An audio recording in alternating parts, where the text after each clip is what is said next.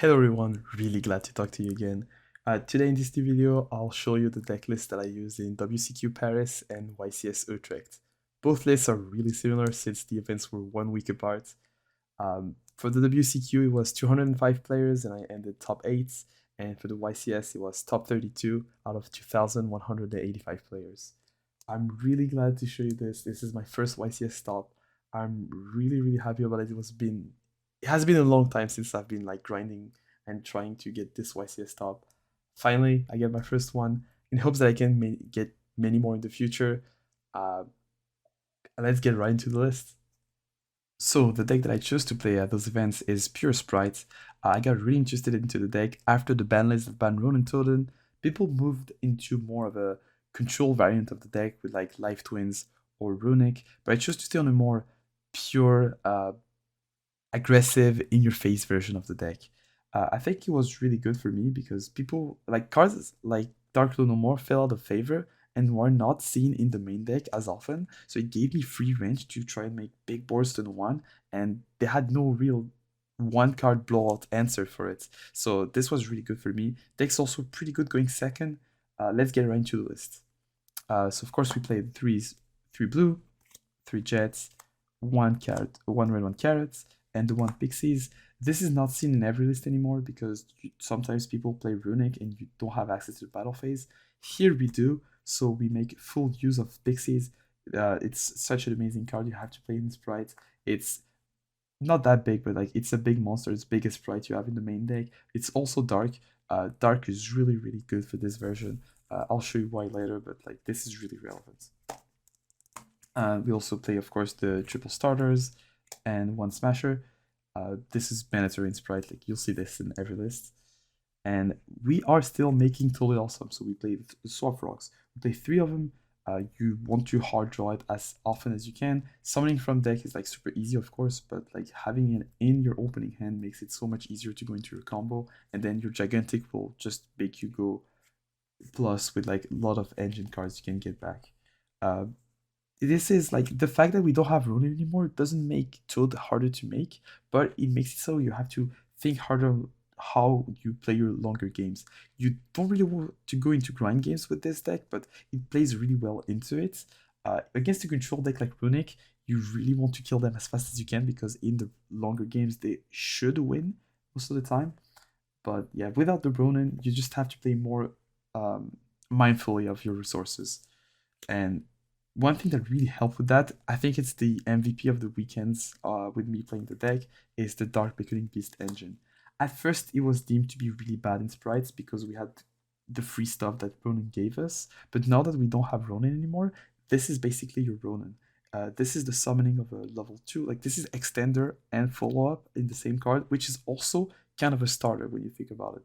And this made the deck, first, incredibly consistent.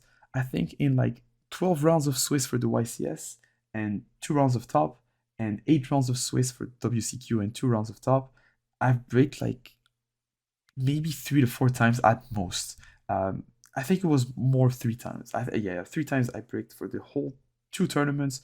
This made the deck incredibly consistent. The fact that they are dark also is really important into the deck.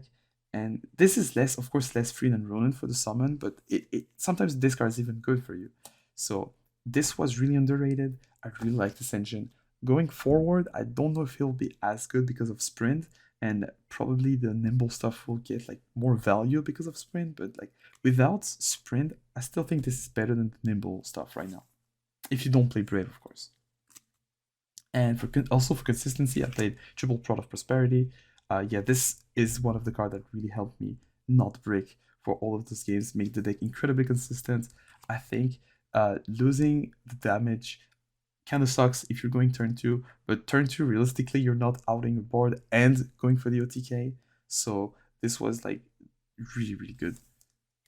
Also, I played triple tack, 3 triple tack. This was arguably one of the weird choices, but like I think one of the most important cards of YCS was evenly matched, and like trying to bait stuff during main phase 1 or like forcing a changing phase, even game 1 was really important because people do not want to lose to evenly matched, so they will use monster effects. This really helped for me going second. And going first, the most important effect you want to do with this card is like you looking at your opponent's hand. You almost never draw with this. First of all, because you have pots and it conflicts when you have both, but drawing is not really good in your version. You really want to have the info because that will influence your end board a lot on whether if you want to go for carrot or red. Sometimes you don't even go for toad because looking at the hand, you just know what you're going to do, so you don't even need toad. Yeah, TTT was really good. In some matchups, you do side it out though, so it wasn't the best card for the main deck, but it was a really good card for the events.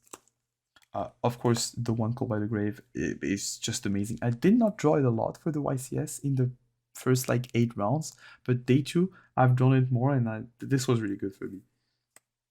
And we still play a lot of hand traps. We have 12 hand traps in the deck, and they were all super relevant. Triple Imperm, very generic. Triple Ash, I see people not playing Ash anymore sometimes. I still think this card, like, it does not end a turn, but it puts your opponent in a situation where your turn will be so much better and easier to deal with. Like, their stuff is going to be so much easier to deal with, so I still think Ash is super good. Mandatory 3-off in the main decks, if you can play it. Triple Bell, I chose Bell over Crow just because it has more versatility. This not only hits tier, but also it lets you gain control of the board, or card advantage rather, for one turn. On one turn only, if you play against Runic, you use this on the field spell. And if you do this, if you use Ash or Bell on the field spell, you really want to have a game plan. Like you want the game state to be winning for you in one turn, because otherwise you're just going minus. This is a really aggressive deck. When you play against control decks, you never want to go into grind. You just want to kill as fast as you can. So this was really good for that. Also, it helps because it has that defensive aspect of like you not getting DD crowed, you not getting totally awesome if they use it on a monster effect, or you not getting dark or stuff like that. Bell was really good. The only hand trap that I was not really sure about was backward Nib was Nib. Nib was really good for tier. It was also really good for like non-Spright deck, which is like Rogue and everything else. This was sided out not a lot, but pretty often. I'm still not sure if it was the best choice to go into the main deck, but I really like Nib. It did fantastic if you draw it with another hand trap. Usually I set it out against Sprites, but in the whole tournament, cards performed really well. Now for the extra deck, it is still vanilla Spright, so it's going to be very classic.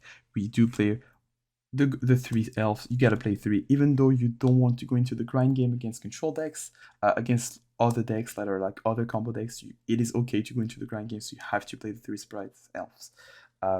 There's one card that I played I really don't like. I've summoned it like only once or twice. It is not good, but you have to play it if you play Dark Beckoning Beast, because if you go hard brick and you only have the spell as level 2 starter, you really need to have this to go into.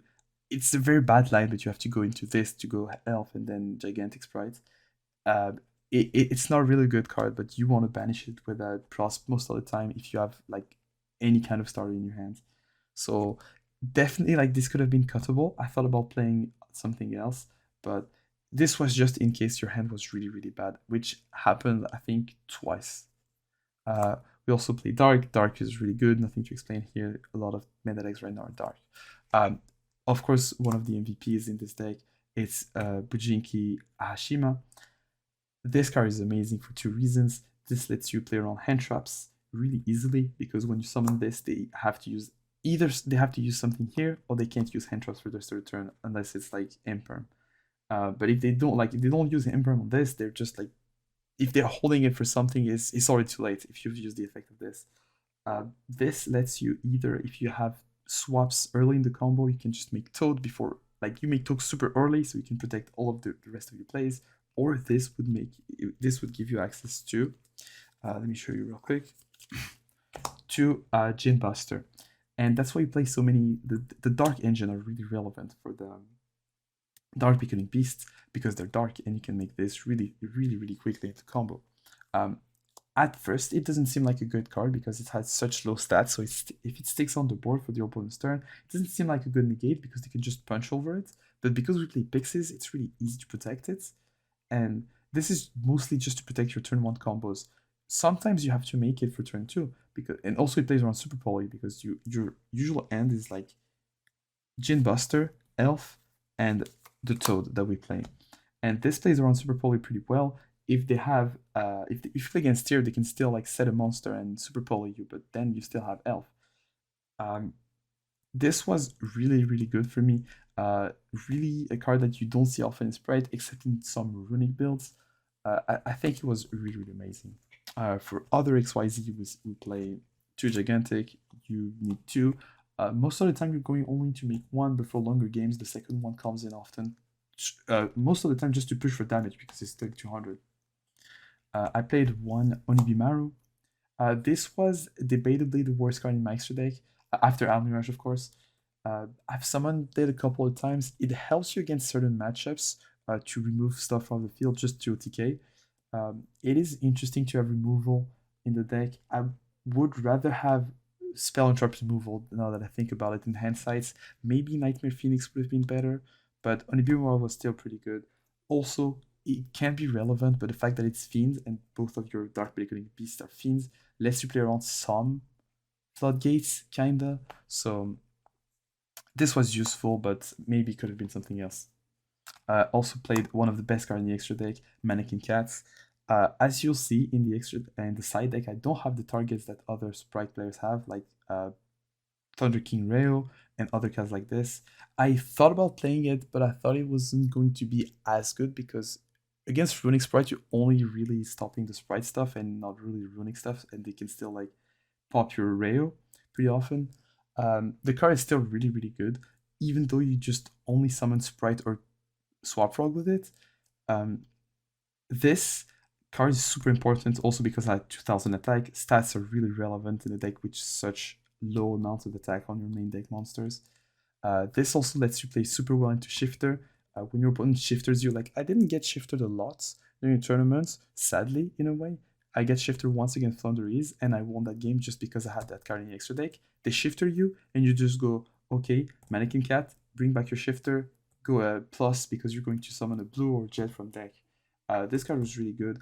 It also has the pretty cool interaction with this and this when you go into a Zeus play, where you can go chaining one this and chaining to Zeus, which this card facilitates. And that I mentioned, it's the Zeus package. This sometimes you won't see in some extra decks. I think in mine was really good, just to out like problematic monsters like Avermax, so you have 2 outs, not only smashers. Also, it's 2000 attack, which is relevant. And yeah, Donner Zeus classic.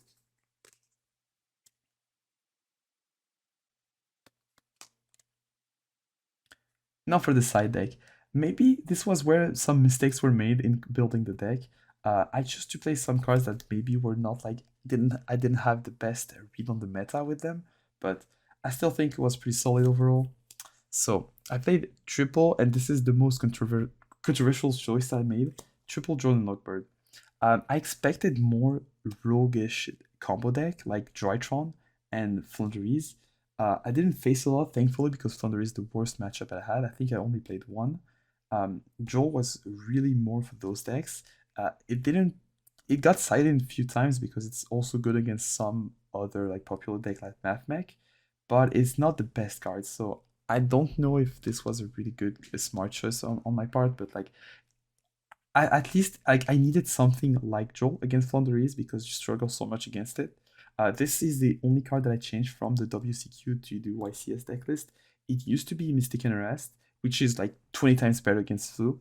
It gave me freer Flu games if you draw it, but the problem is you do have a lot of searches into the deck, so it's really a double-edged sword. So you gotta really be careful with it. I think in other versions of Sprites, Mistaken Arrest is better than Joel.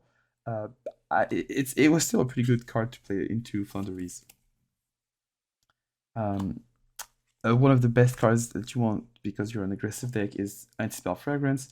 I also had the read that it's going to be a lot of Runic Sprites, and this card was absolutely devastating against them. So your game plan going first after game 1 against those kind of decks is just you want to have this card as often as you can. You always, even though it's really risky because you can't really go into a grind game after that, you always pot for 6 to get this card. You empty your deck by going for a combo, and once you've done that, you pot for 6.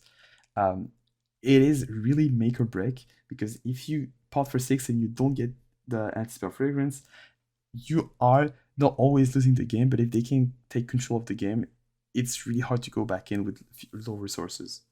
But other than that, the card was absolutely amazing. Also against a lot of, I expected a lot of runics, so triple cyclone. It is also for other decks, of course, like Thunderies and other back row decks, but it was mostly for runic.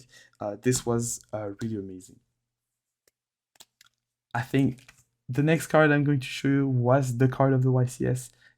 Almost everyone played it, and for good reasons. Is Evenly Matched. Evenly Matched was amazing. I used to be... so I was testing at first with Lightning Storm, but most definitely for this meta, it is Evenly Matched that you wanted to go for. It turned out to be super good. Same thing with pots going second. You really want to dig for this card as much as you can. You can also, like, after game 1, bait for Evenly Matched because you have triple attack in your deck so that your opponent uses effects. It is an amazing card. You had to play it. And for the last cards in the side deck, they were Feather Duster that actually did not use any single type during the YCS, but I think I used it once during WCQ. Actually, it might have been better to play something else because I didn't face a lot of back row, but it is still like good to have it here. Pancratops was really good into almost every matchup. Really glad I played it. And Red Resonator for time rules. Sadly, you gotta play this card because a lot of your cards make you pay life points. Star is the most important one, and you have to play this, or otherwise you just lose to your own deck. During the WCQ, it was relevant. I think I won a few matches because of this card, because I played a lot of pure sprites and match got grindy. Into the YCS, strangely enough, out of 12 rounds and 2 rounds of Talca, I've never summoned this card. All of my games were pretty quick, around 30 to 35 minutes most. I think I only played 2 games that went above the 40 minutes mark. Because yeah, we played under the 45 minutes new rules. I've never used it. I'm still glad I had it just in case, but I never used it. It's really still important to have it in the side deck theoretically. For closing thoughts, I would like to say um, I really had fun in both of those events. Both the WCQ and the YCS was really interesting to play in, even though it was a weird format because it's in between the ban list and also the new main sets. So it was a kind of a temporary 1 month format, but it was still super interesting to build and play in. So yeah, I had a lot of fun. Shout out to people who helped me playtest. Shout out to David for the playtesting sessions we had. Shout out to the people I went into the event with. It was really fun weekends that we spent together. Um, of course, I'm really hyped because it was my first YCS top. Hopefully, I can get more in the future. I think I've kind of unlocked something. I got the confidence going into events now. I'm not as anxious and stressed as I used to be. I think I'm like getting I've grown as a player, so it feels nice to have that. Also, shout out to people who've talked to me at the YCS and recognized me and that I've seen on Twitter. It was really cool. Other than that, thank you for watching. It's been a while since I made content. Hopefully, I can get more into the future. I really want to get back into streaming and making videos. So, hopefully, I'll see you pretty soon. Bye bye.